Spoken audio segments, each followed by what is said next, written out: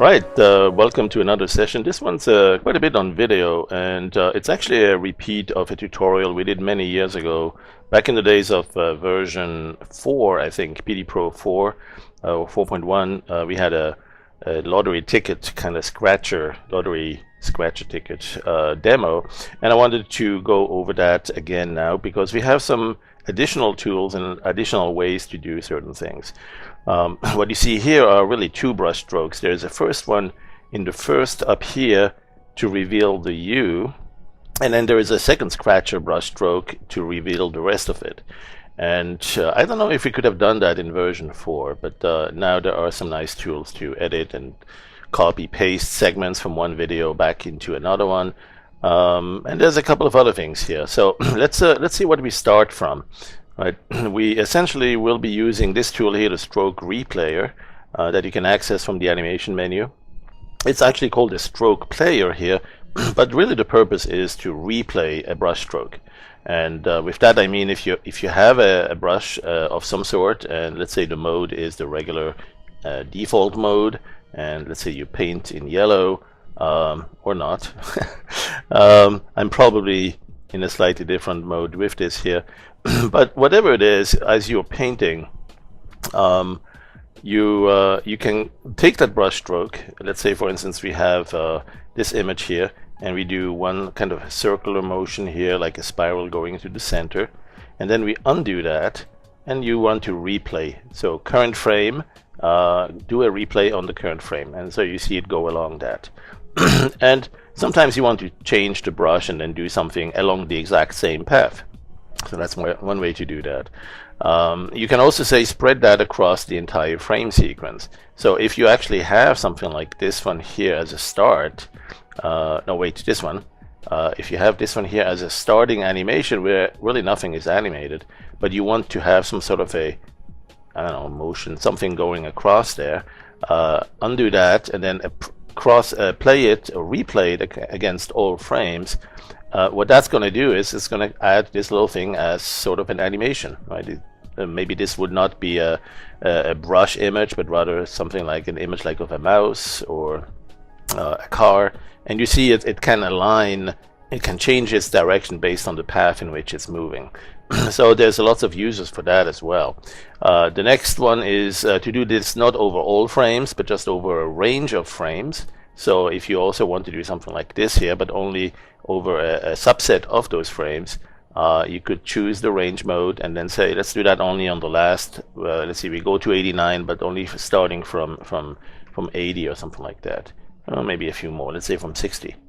So from frame 60 to 89, we'll go and replay those additional frames there.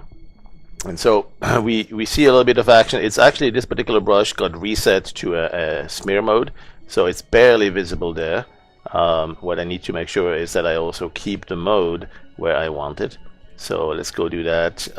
Let's do, for instance, a rub through mode. Now it's going to rub through whatever is in the other side of the image buffer. It's what we call the swap image, and replay that. So now, since that one also is plain white, right, we can switch over there to see it. It's simply rubbed through that white arc going around here along that path. Then there is also an embedded mode, and the tooltip will give you a little bit more explanation of what that's about. I'm going to skip it and go straight to the Hancock mode, and that's sort of the one I like to use for the scratcher. It's sort of a cumulative way. Right, so you do stuff, and it's going to do that in a cumulative way. It's going to do 1 and then 1, 2 for the next frame, and the next frame after that's going to do 1, 2, 3 steps, and then 1, 2, 3, 4, and just replay the whole brush stroke segment by segment, but not just one and then the next one and the next one. But it's going to cumulatively re-render them. So be patient, it can take a little while because initially it's going to look like only a few dabs, right? This one for the first frame, and then the second frame would start like that, and it would do 1, 2. And then the next frame after that, it would do 1, 2, 3. But eventually you have 80 or 90 frames, so it's doing actually this repainting, and it's going to take longer and longer. But it's worth waiting for that because it's going to be a nice, interesting appearance. So for instance, if we do something like, something like that, and I'm going to undo that and say, let's go to Hancock mode over the entire frame sequence. You can click here to reset it to go from 0 to 119. right? We have 120 frames total, and the frame number is 0 to 119, and now we can replay that. And so watch what happens there. Oh, and I guess I may have lost the style again, or the mode. I may need to reset that to make sure that it stays on the style that I want. So I may not be in rub-through mode, maybe I'm in smear mode, which in itself can be interesting too. So it's still rendering though, so be careful there, be patient. It takes quite a while, as I said, and it usually is worth waiting for. Not maybe if the mode is not the one you wanted. So make sure you check everything before you hit replay here. But once we have that, and that should come up in any moment now, there it is. We can see the effect that this had, and actually it is as I had hoped. Yeah, the preview here, while it's active, doesn't tell you really in what mode it is and what's happening. But as you can see here, it did a rub through, and so the animation now is just rubbing through this white background image that we have in the swap side, on the swap image. Now ideally we'd like to really use that to reveal not just the plain white color that we had there, but instead to reveal another image. Let's say, for instance, if I load this animation even, right? I mean, this one's an animation, okay, it's static, it could be animated. Maybe we want to add a little bit of a bubbly motion to that, or like hot air rising, or water dripping down, or something like that. So there's a lot we can do to this. This is an animation sequence in itself, right? So this could be an animation as well. I'm going to leave it static for now, just to keep it a little bit simpler, and maybe at the end you'll see a few other examples. But it's good to understand how this is going to be done. So what we'll do is we'll use this animation with we'll use this one as the background, or the animated swap image. So we check this here in the stored copy, and if you haven't stored it yet, you just need to go here. That's a really great help for your workflow. You go to storage to disk, and then at that point you have a stored copy that you can scrub through to preview it. You can make it a little bit bigger. There's also a little pull down menu here for some additional options. But the goal mainly is you simply click it, and that will dump the existing animation and restore this one as the current animation that you're looking at and working with.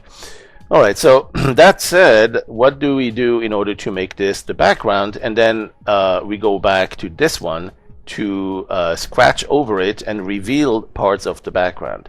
We simply make this a background that we call essentially this swap image. It goes into kind of the backside of your canvas, and you have, or like another layer, right? So you have an animation in there, and it's going to pull it in as you scrub through that, as you render through the sequence of the animation. Now, what we really want to work with is on the front one. It's already loaded, that's there. But this one here is the one that's going to be revealed on the swap image. And it's really that easy now. We can simply choose the brush you want. I have one already that I like. You can see if I zoom in a little bit, it's got these bristle dots. And so that's going to be a nice way to make it look perhaps like a coin with some ridges on it. And as I'm scratching, it's revealing it, right? Because I'm in the mode here that you need to make sure you're in this mode here, the rub through mode. So as you're in rub through mode, it's rubbing through and revealing other parts from the image underneath it. And that one will be animated too, but in this case it's just a static copy of the same image sequence on this short animation here. But anyway, so that's the technique. What we'll do is we'll go, for instance, up here, and we'll stop. And then we'll say, okay, let's go to Hancock mode under the stroke replayer and replay that. Now, right now it's set to go over the entire sequence, and we don't want that. We want that to cover only the first 20 or so frames, 20, 30 frames. So we actually need to do something a little bit different on that before we can really go for that. What I'll do is I'll start with this animation, and I'll delete some of the frames we don't want to work with yet. We're going to actually work with two separate animations and then stitch them back together. So we have, let's say here we're going to go from frame 31 or 30 even to 120, set the in marker at 30, go to the last one, set the out marker. So we now have a sequence of frames that is highlighted here in the blue. You can right click and delete this block. And we have a frame sequence of 30 frames. And we're going to do the initial scratcher on just that. Right? So here we go. Let's do an undo. And now go with the stroke replayer. There it is. And in Hancock mode. And now we can say, yeah, over all frames, because we have, but make sure you refresh this counter here. We go from 0 to 29 over the entire animation and replay that. And so now we do have, in a few seconds, we have this initial revealing of the words underneath on the coming from the animation in the swap image. All right, so that one we're going to store. That's a good milestone achieved. We want to look particularly at this last image here. Let's go and store this entire thing though. Let's go store it away. There it is. And then we'll say, okay, we need to now do the second animation that will need to start from this one, this last frame of this one. So let's go to that last frame and actually create a new animation. Right, this one will be created from this current frame, copy of a current frame for, let's say, 90 frames. So we do another 90 frames at 30 frames per second, and we now have an animation that starts with this last frame from the prior. And here we'll do our second brush stroke. So here we can say, oh, let's go what happens here in this area, and maybe even finish up at the top, and we're done. Or not. Let's go one more time. I want to perhaps also at the end come down this way here, right? So let's do something like this here. Let's go like this, make a little arc above, and then go down, and that's it. Not perfect. Let's do it one more time, and I promise this is the last one. Okay, so catch me, you got me, there. Okay, so we have this one brush stroke, still in Hancock mode. Let's make sure we get it over all frames and replay.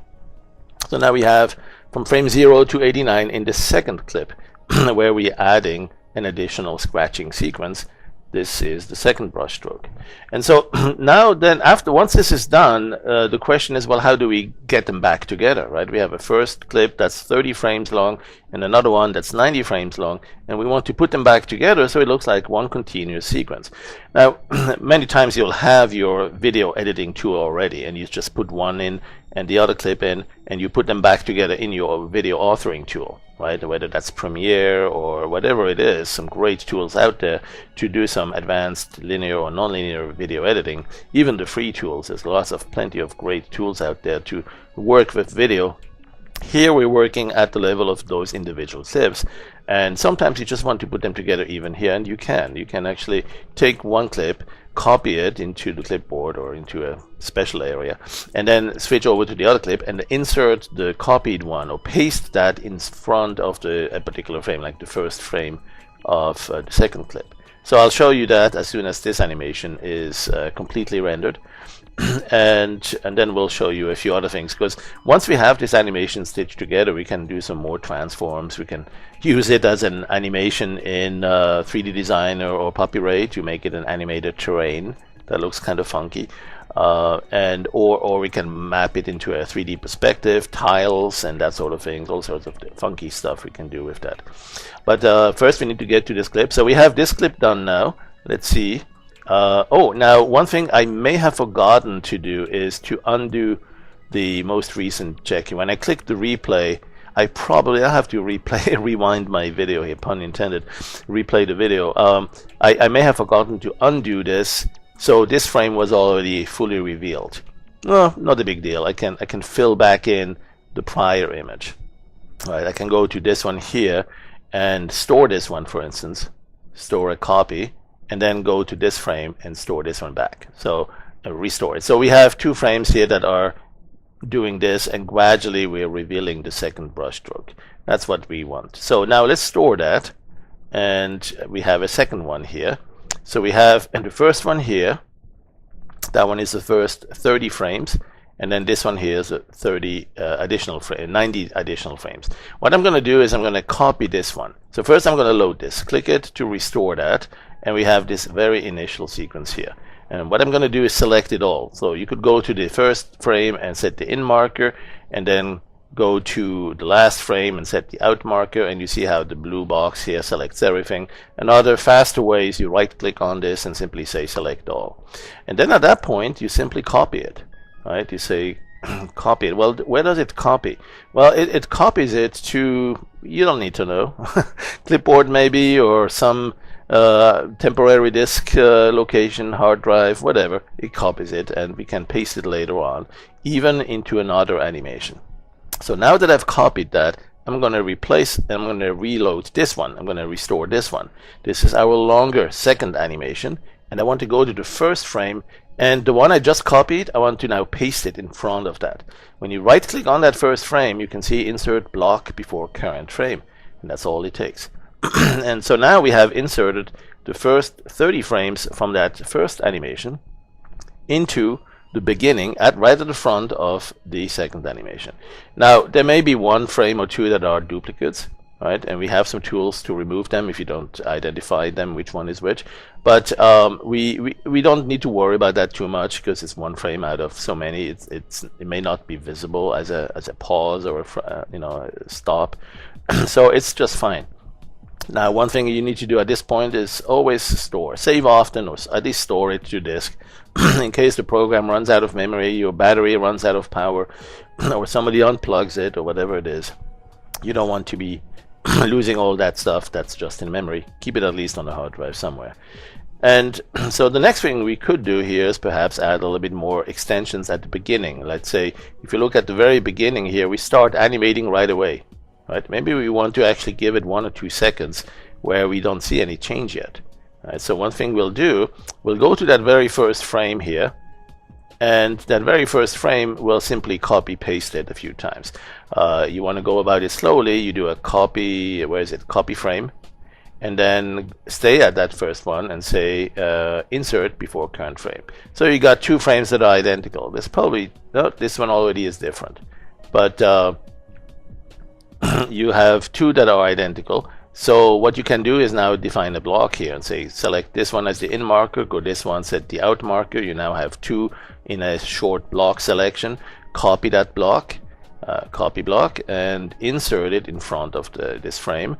Do that 2 or 3 times, and then perhaps redefine your block to go even faster. Right? You can go to this one, find the one where it's still not changing, and there's a couple of frames that are identical there. That's the change. So let's go here for out and copy all that, copy block, go back to the very first frame, insert there, insert block, go to the very first one more time, insert block, and you see how if you do this a couple of times it'll get faster and faster. And let's set the out marker here. We have now about 10 or so frames, even more than that. Let's copy that one more time, copy this block, and so we know that now we insert probably about 11 or 12 frames every time we do this insert. And let's say we need about 1 or 2 seconds. At 30 frames a second, we need to do that to have about 30 extra frames. So I'm going to do that perhaps 2 or 3 more times. So that gives us about 2 seconds of idle time before we actually see something changing. Right. So here we go. Always keep an eye on how much memory or how many frames you have here. Right. You don't want to run out of memory here, but that's definitely in a very safe range, given the number of the size, the dimensions of my video also. So one thing I'll do now is I'll play this, and I'll see that for the first 2 Mississippis, 3 Mississippis, there's nothing happening, and then we start scratching. Now we could do the same thing at the end. I'm not going to repeat myself here, but you can see how to do that. Another thing you might want to do is to turn it into, let's go and store this quick here. Another thing you might want to do is something like this one. Let me show you this finished one. And that's to actually map that onto a 3D animation, like with the 3D perspective tool. Right. So whenever you do that, where's my animation? Is this the one we just saved a little bit earlier? Yeah, we have 2-3 seconds of do nothing, and then it animates. Okay, so if we want this one to map to this 3D perspective, we go to the timeline, and with the timeline, let's say you want to, let's go and hide a couple of these guys. We don't need these anymore. We don't need the stroke replayer. Let's go and move this over here a little bit. This can go, this can go. And so what I'd like to do is essentially find that transform. I think it's one of the filters in the 3rd category here, or so 3 clicks down on the scroll bar, and there's a 3D perspective. And so with that you can go to the first frame, and indicate that you want to rotate it one way or another. Right, so maybe just a little bit, maybe not as much as I did earlier, just a little bit like that, but also a little bit down. Right, and then towards the end of the animation, everything will be revealed, and you need to reposition this so you can see it better. Right, something like this. Perhaps even move it a little bit to the side. Right, move it up. There you go. And turn a little bit more so we keep an eye on it, and we kind of start revealing the perspective tile here, the wall plate. So let's go keyframe that and make it a linear transition and apply. So now we have this entire animation happening right there. Okay, so that's how you can work this magic with multiple clips and you know, revealing one behind the other as you scratch through in rub through mode. And of course, you know, the really tempting thing after that is to take this animation and use it as a basis for an elevation map in the 3D Designer or somewhere else. Something that I also indicated that you could do is to take the one that's in the background also as an animation. Let's see if we can find it here. There, this one, right? If I put this one in, and it's static right now, but I want to apply some sort of an animation to that, I'm going to load myself, I'm going to give myself an animation that's kind of like bubbles rising, that could be used for a displacement map on hot air, and then that way it will look a little bit like turbulent hot air movement on this part of the ticket that we're scratching. So I'm going to need to load this AVI, and I happen to have one in this folder here, hot air turbulence rising. Turbulence map. Yeah, this one is, I think this one I did after that. I probably made it symmetrical or seamless. Either one of these is going to be good. Let's see. So I'm going to go with this one here, and this one is much longer. It's 400 or something like that frames long. So you can see as you scrub through this preview for the AVI loader, we have 460 frames. We only need about, how many did we have in the prior animation?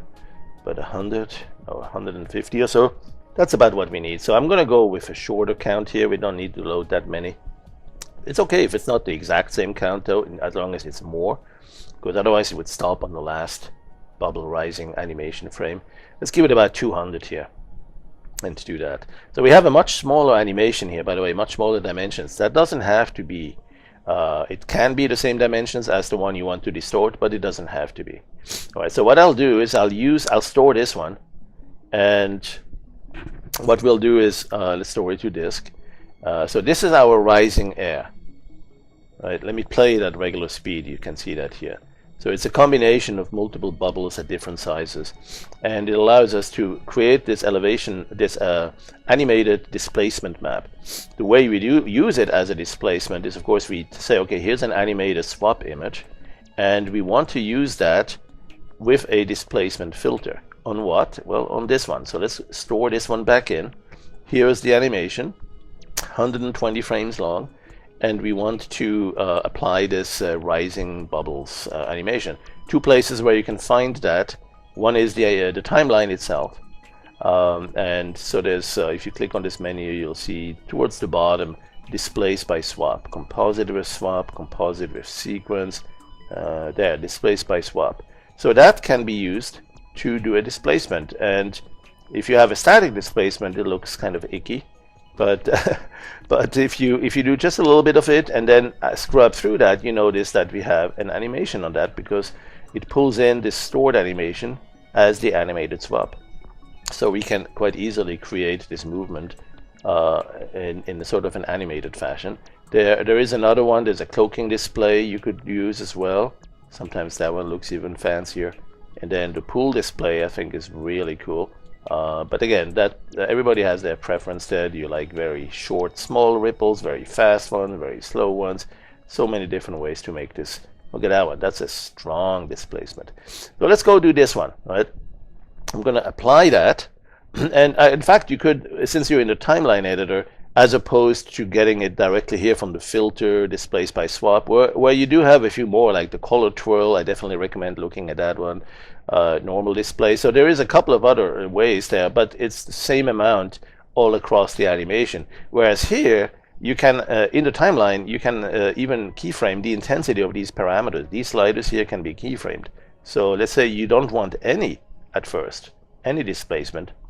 You do that, and maybe all the way till here, keyframe it again, and then you have an increase, and towards here, you have a very strong displacement, right? And so you see how it's increasing, and then now at this point, you leave it at that level.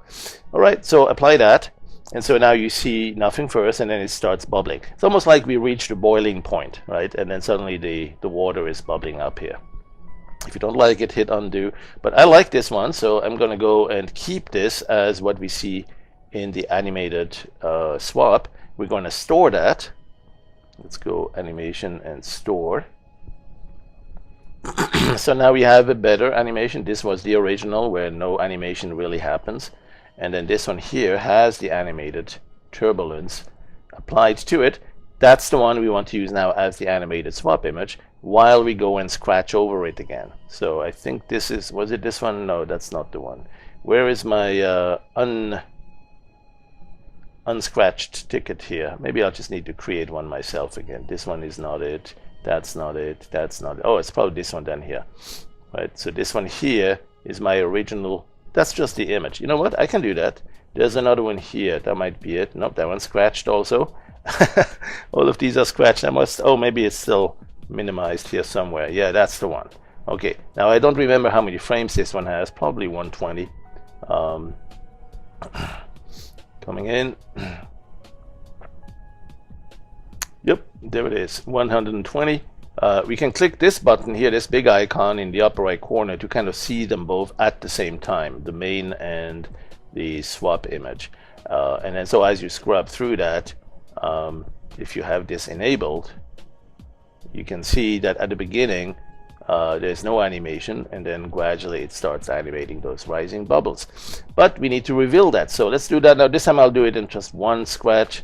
Where do we go? We go to the stroke player, and this time I'll do something like it will still be over the entire animation there, but it will be on Hancock mode, but it will be with something like where's my brush? Did I really delete my brush? Huh. This one maybe? No, that's not it. All right, I'll just create a new one. Let's go to the brush settings. That's what you get here with the brush tool. Then brush settings, go to custom. Let's set the size, and then let's set the bias fairly small, and more importantly, let's set the cell size and the cell density. So let's have a certain amount of cells here. Cell size, big ones or small ones, and maybe the bias doesn't need to be like that. Maybe something like this is just fine. So we now have a custom brush that we can preview here, and let's use it in matte mode, so we don't actually see its color. And if you want to, you could change the color, and you see, and that's it. Actually, that is the matte mode. So it's using the brush as a matte, and we can set the color simply as a primary color. If you like a white one, you have that. But in the end, it doesn't matter, because we're not going to use the color of it. Right? We're not going to paint it like this. We're going to use to scrub through, to rub through. So that's the thing you want to make sure, is that you have your mode set to rub through mode. And so now at that point, what else do we need? Really just one more thing, which is to scratch it. Now I'm going to go kind of in boxes here, from the work from the outside and gradually go to the inside, something like this. Boom, boom, boom, boom, boom. Right? That's one brush stroke. And then I'm going to undo that. I'm going to make sure I'm at the very beginning of the animation, so I see there's nothing there. That's wrong. That's all good. And I'm going to go select the stroke player on Hancock mode, and you know, actually for fun, one thing that would be interesting would be to see it just as an animation, right? If you do all frames, it will show it here and then here and then here, but just that little bit, and it will kind of look like an animation that heals itself.